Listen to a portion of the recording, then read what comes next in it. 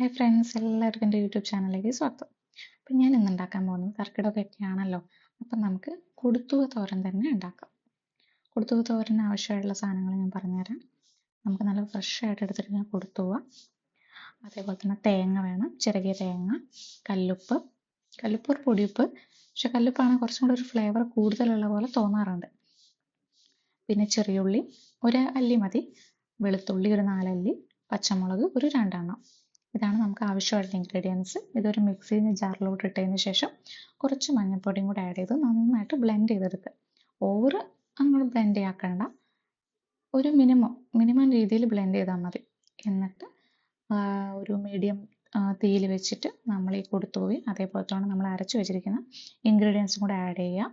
നന്നായിട്ട് മിക്സ് ചെയ്ത് കൊടുക്കുക. കുറച്ച് സമയം കഴിയുമ്പോൾ തന്നെ നമ്മുടെ കൊടുത്തുക നല്ല അടിപൊളിയായിട്ട് വെന്തിട്ടുണ്ടാവും. അതിലോട്ട് കുറച്ച് പച്ച വെളിച്ചെണ്ണയും കൂടെ ഒഴിച്ച് കഴിഞ്ഞിട്ടാണ് നമ്മുടെ അടിപൊളി കൊടുത്തുക തോരൻ റെഡിയായി.